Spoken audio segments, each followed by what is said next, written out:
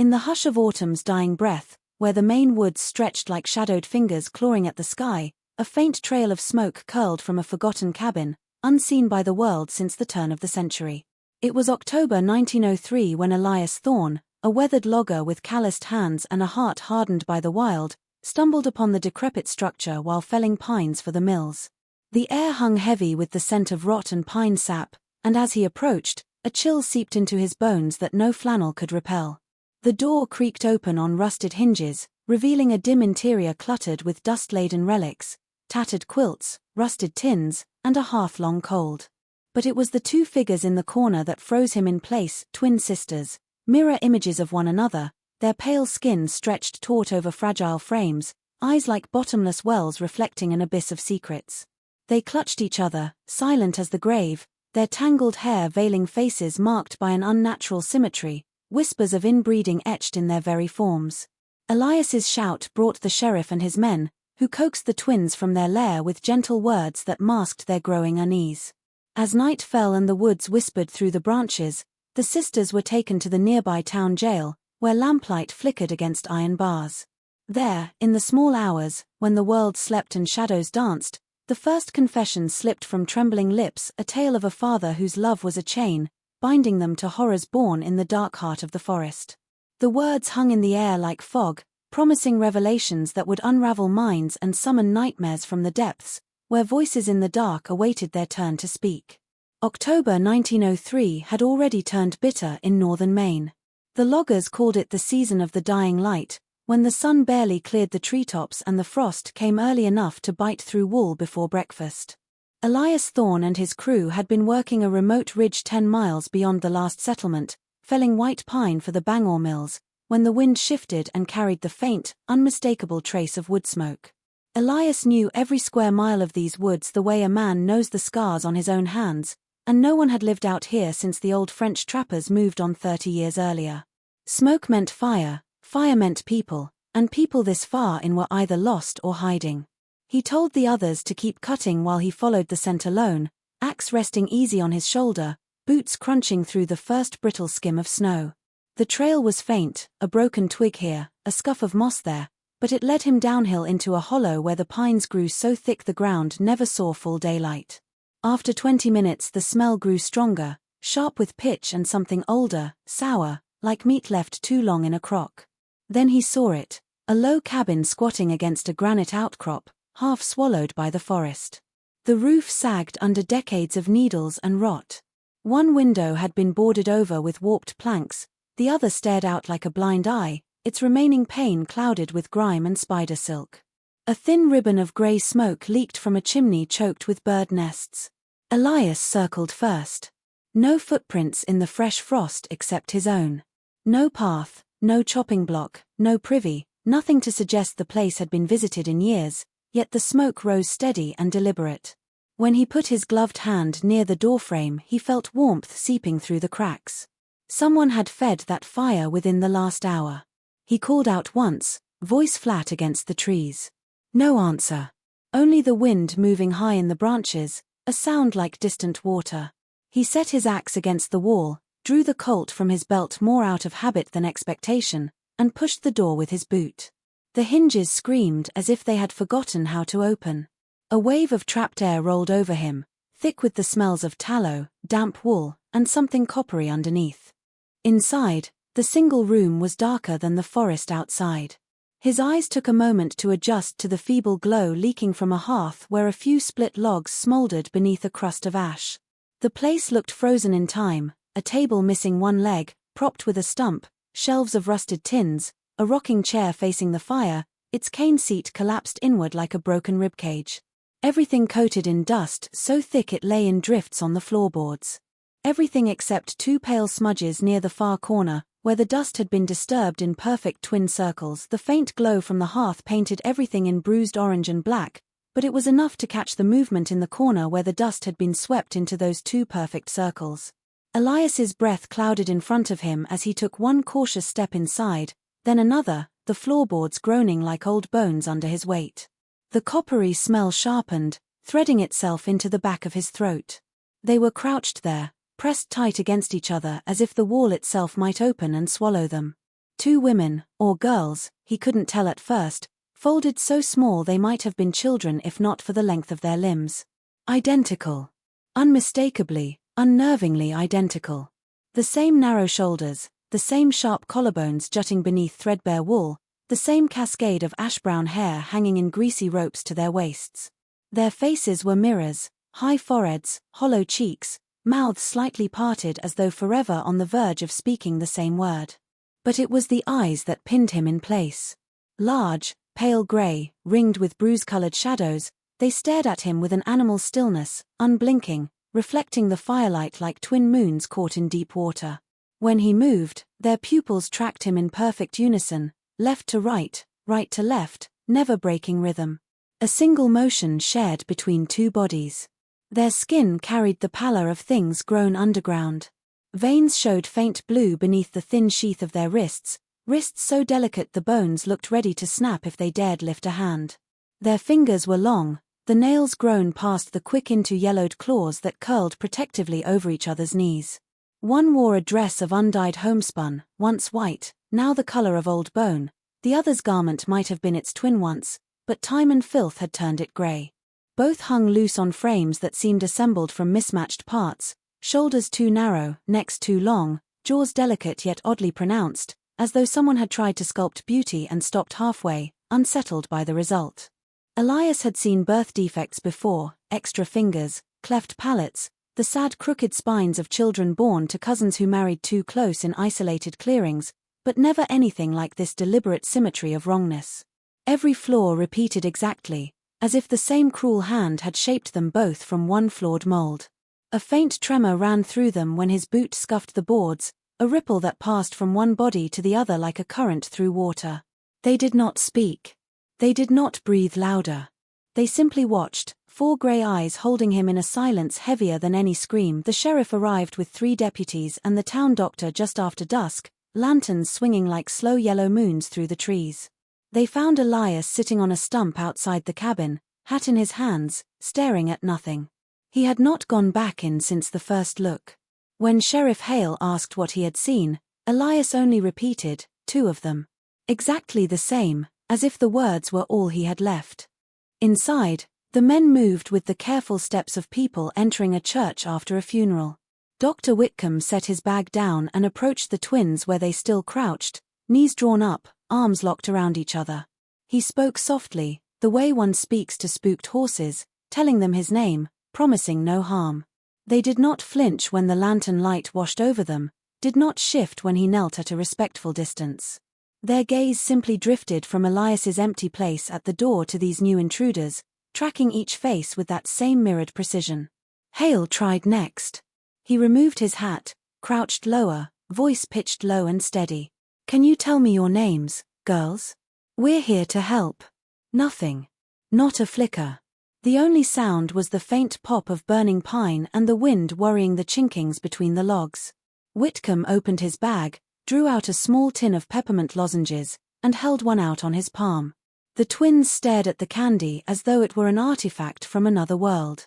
Slowly, so slowly the motion seemed rehearsed, the one on the left lifted a hand. Her fingers unfolded like the legs of a spider waking from frost. She did not take the lozenge. Instead she touched the doctor's wrist, just the barest brush of skin on skin, then withdrew as if burned. A tremor passed through both bodies at once. Deputy Marsh, younger and impatient, stepped forward. "Come on now, we can't leave you here." He reached as if to help them stand. The moment his shadow fell across them, something changed. Their lips parted in perfect unison, revealing small, even teeth, but no sound came. Only breath, quick and shallow, fogging the cold air in twin plumes. Their eyes widened, whites showing all around the grey irises, and they pressed harder against the wall, backs scraping rough logs, leaving faint streaks of blood where splinters bit. Hale raised a hand to stop Marsh. The room felt suddenly smaller, the air thick with something older than fear. The twins' silence was not the silence of the shy or the mute, it was the silence of creatures that had never been given permission to make a sound. It pressed against the ears like water, heavy and depthless, until every man there felt the same uneasy certainty. Whatever had kept these two alive had also taught them that speaking was the most dangerous thing a person could do. They locked the twins in the small holding cell at the back of the jailhouse, the only place in town with iron bars and a door that closed from the outside. A cot, a bucket, a single wool blanket each. The sheriff's wife brought bowls of venison stew and cornbread, but the food went untouched. The sisters sat on the floor, backs against the wall, knees drawn up, arms looped around each other exactly as they had been in the cabin. When the lanterns were trimmed low for the night, the jail fell into the kind of quiet that only small towns know, where every creak of timber and drip of melting snow sounds like a footstep. Deputy Marsh drew the first watch. He sat at the desk near the stove, boots propped on a crate, trying to read yesterday's newspaper by the red glow of the coals. Around midnight the temperature dropped hard, frost feathered the inside of the window panes. Marsh dozed, chin on chest, and woke with a start to the feeling that something had changed. The cell was dark, yet not entirely. A thin blade of moonlight slipped between the bars and lay across the sisters like a silver knife. They had not moved, not an inch, but their heads were tilted at an identical angle, listening. Marsh rubbed his eyes. Nothing. Just the wind rattling the tin roof.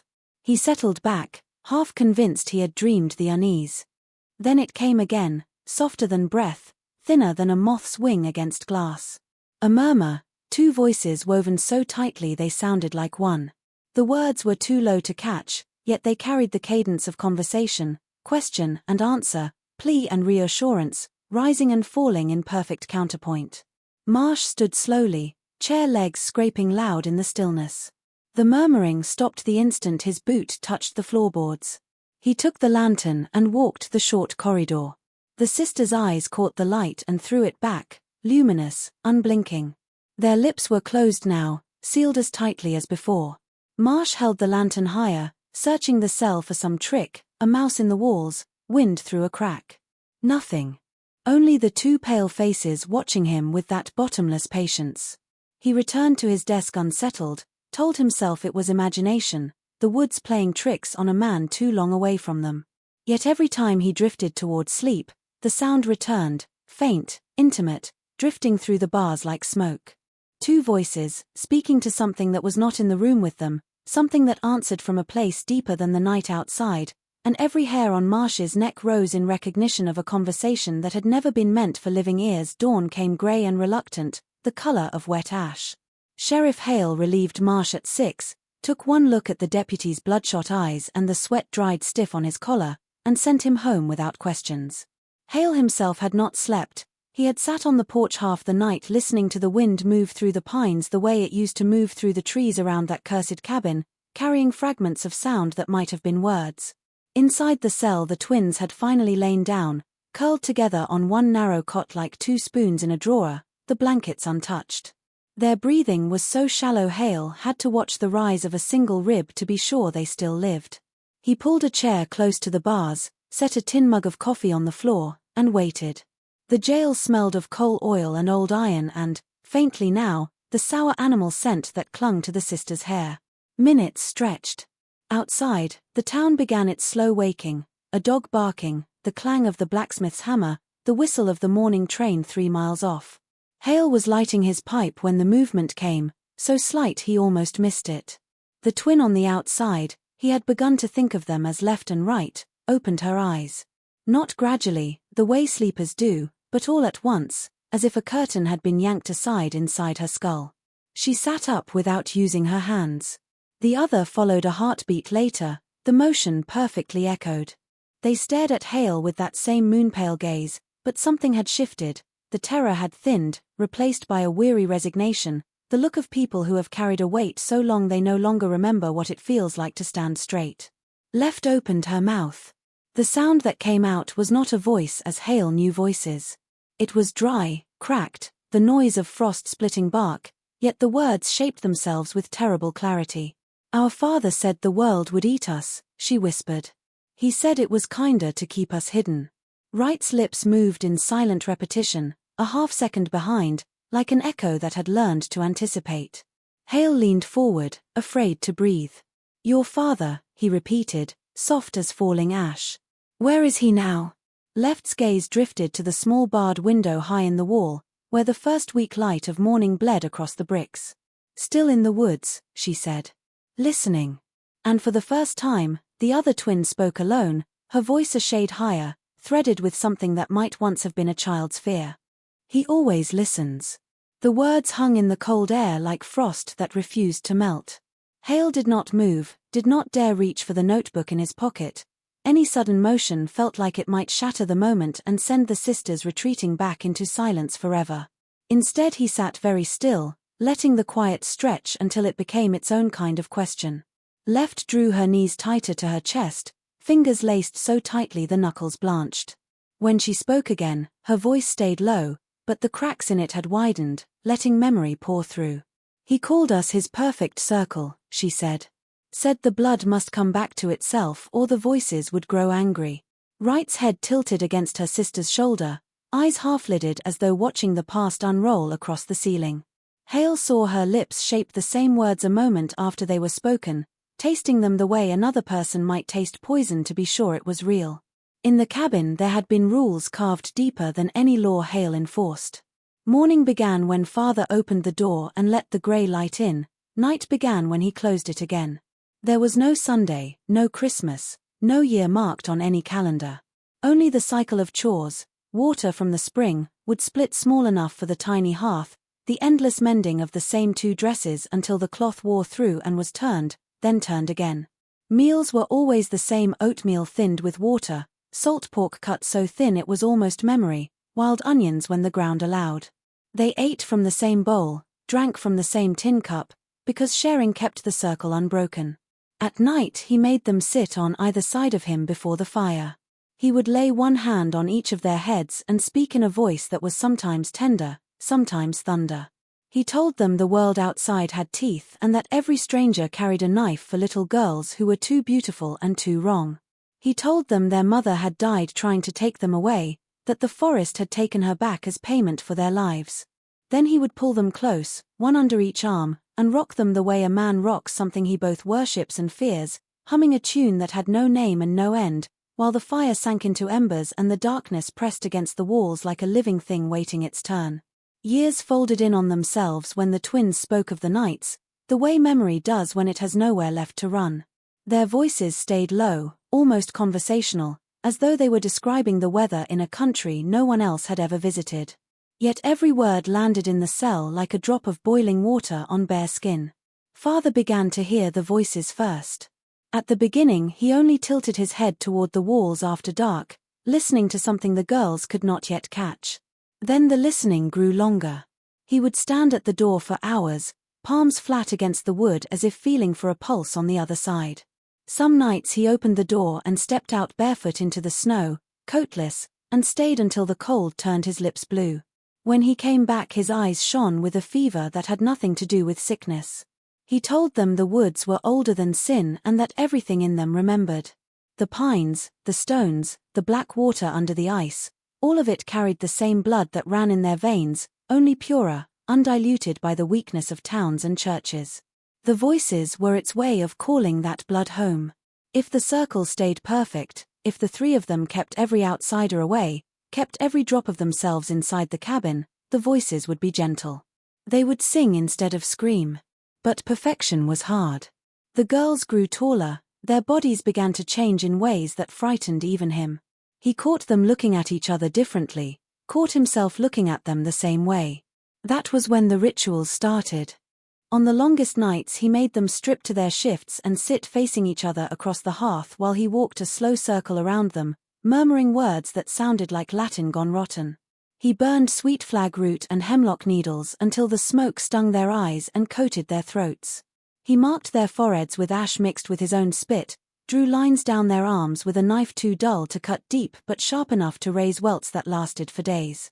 Sometimes he wept while he did it, calling them his salvation and his damnation in the same breath. And always, always, the voices answered him from the walls, from the rafters, from the black beyond the window glass. They spoke in layered whispers that braided together until the air itself seemed to thrum. The twins learned to hear them too, first as a pressure behind the eyes, then as words they could almost understand. Words that praised obedience. Words that promised worse things if the circle ever broke. The winter of 1894 came early and stayed cruel. Snow piled against the cabin door until Father had to carve a tunnel through it each dawn. The twins were 16, maybe 17. No one had kept birthdays for a decade.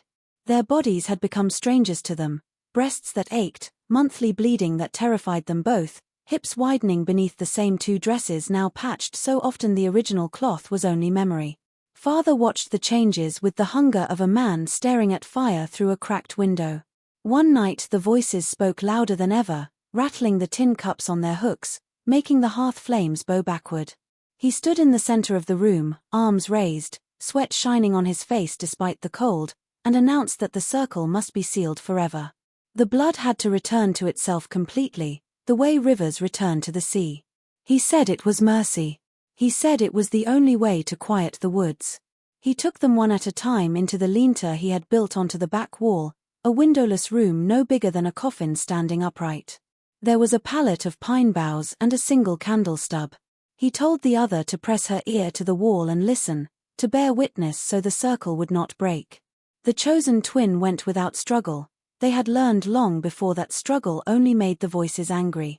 Each time it happened he wept afterward, kneeling between them on the dirt floor, begging forgiveness from daughters and from the darkness that watched through every knot-hole. He called it communion. He called it keeping the covenant. 9 months later the first baby came, small and silent, born blue in the lean-to while the February wind screamed around the eaves. Father wrapped it in a flour sack and carried it into the woods before the twins could see its face. 3 years after that, another. Then another. None of them cried. None of them lived long enough to cry. He buried them under stones no bigger than a man's fist, somewhere out where the pines grew so close their branches locked together like praying fingers. The twins never spoke of the children, not even to each other. They simply grew thinner, their eyes larger, their bond tighter, until it seemed one could not bleed without the other feeling the cut. The voices praised the sacrifices, grew softer, almost tender. Father said they were almost finished. Said soon the woods would be satisfied and the 3 of them could sleep without dreaming. When the sheriff's men finally returned to the cabin with axes and lanterns, they expected to find it empty of anything human. Instead they found the journal wedged behind a loose hearthstone, its leather cover soft with mold, the pages swollen and rippled like old leaves. Someone had written in it every day for 23 years, the ink shifting from careful copperplate to a frantic scrawl that clawed across the paper as if trying to escape. The first entries were almost ordinary, tallies of flour and salt, sketches of snares, notes about which berries made the stomach cramp. Then the tone changed. He wrote about the voices the way a sailor writes about wind, direction, strength, mood. He gave them names no priest would recognize and recorded their bargains. In exchange for silence he had promised solitude. In exchange for the girls' lives he had promised purity. Every broken promise was logged like a debt, the interest paid in blood. By 1890 the handwriting trembled. He described dreams in which the pines uprooted themselves and walked, roots dragging like entrails, needles whispering the true family name older than any name spoken in church. He woke with sap on his palms and the taste of resin in his mouth.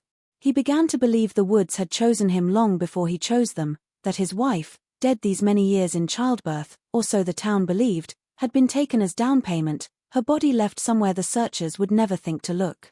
The later pages were worse.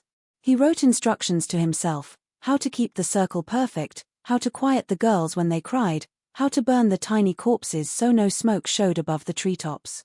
He drew diagrams of the lean-to altar, marked the phases of the moon when the voices were strongest, circled dates when the children were conceived and again when they were returned to the earth. Toward the end the words stopped making sentences. They became fragments, prayers, threats, pleas. One line repeated until the pen tore through the paper, they want the last of it. They want everything. The final entry was dated 3 days before Elias Thorne smelled the smoke.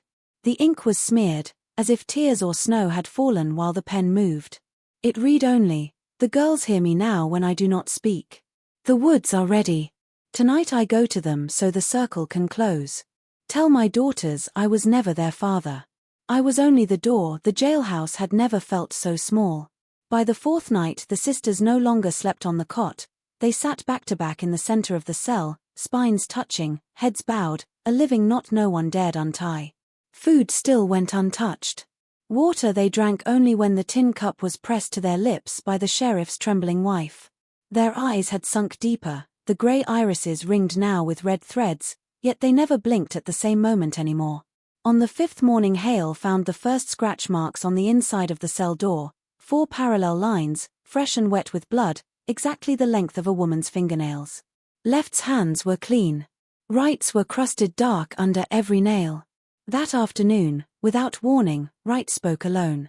She let him, she said, voice raw from disuse, aimed at the floor between her feet. Every time. She held me down so I would not run. Left's head snapped around so fast something cracked in her neck. For the first time the perfect mirror shattered. Her lips peeled back from small teeth and a sound came out of her, not words, just air forced through a throat that had forgotten how to scream. Right turned slowly to meet her sister's eyes. You told him I was willing. You told him it was my turn to keep the circle. Left lunged. The chain of their bond snapped like rotten thread. She flew across the narrow cell, hands hooked into claws, raking at Right's face, throat, anything soft. Right did not raise an arm to block, she simply opened her own fingers and dug back. They collided with a wet thud, rolled, bit, tore at hair and skin and the thin fabric of their dresses. Blood spattered the bars in perfect twin arcs. Hale and 2 deputies hauled them apart, but the sisters kept fighting the air, mouths working around silent accusations, legs kicking at ghosts. When they were finally pinned in separate corners, panting, streaked crimson, something new hung between them, recognition of separate selves, and with it a hatred so pure it burned colder than the frost outside. Later, when the doctor cleaned the wounds, he found older scars beneath the fresh ones, puckered crescents on the inside of each left wrist, identical bite marks at the base of each throat, thin white lines crossing the belly in deliberate patterns. Marks that matched across 2 bodies the way lightning matches its reflection in still water. Marks that told their own silent story of nights when one had been forced to hold the other still while the third figure in the room finished what the voices demanded. The jailhouse stood quiet again, but it was the quiet that follows an explosion, brittle, ringing, full of smoke that has not yet cleared. They had been separated into 2 cells divided by a single wall of bars. Left sat with her back to Right, forehead pressed against the cold iron, whispering to the floor. Right faced the opposite direction, palms open on her knees, staring at nothing. Blood had dried in rust-colored streaks down both their necks. At dusk the wind rose, the same north wind that had carried Elias Thorne to the cabin weeks earlier. It moved through the town like a warning, rattling shutters, lifting the tar paper on roofs, driving every dog to whine behind closed doors. In the cells the lanterns flickered though no draft reached them. The temperature dropped so sharply that the water in the bucket filmed over with ice. Then the voices began, not the twins' voices, but the ones they had carried inside them all their lives. They came from everywhere and nowhere, from the corners where shadows pooled thickest, from the crack beneath the door, from the hollow centers of the women themselves. At first they sounded like wind through dead leaves, then like many tongues speaking at once in a language that scraped the inside of the skull. Left began to laugh, a small cracked sound that grew until her shoulders shook. Right answered with a single word repeated over and over, a name or a plea, impossible to tell. The lanterns dimmed further, wicks drowning in their own wax. Frost crawled across the floorboards in branching white rivers that met in the middle and formed a perfect circle. Sheriff Hale stood frozen in the corridor, revolver half drawn, because the voices were speaking through the twins now, using their broken throats as doorways. They spoke of debts older than the pines, of blood that had been promised and blood that had been taken too soon. They spoke of a man who had walked willingly into the trees 3 days before the cabin was found, carrying a lantern that went out the moment the darkness touched it. They said he had not died, he had only finished opening the door he was born to open. And they said the door was still open. The last thing Hale heard clearly, before the lanterns gutted out entirely and the cell plunged into a darkness that felt wet and breathing, was the twins speaking together again, not in harmony this time, but in perfect, chilling counterpoint. He is coming back through us now. The woods are hungry for the rest.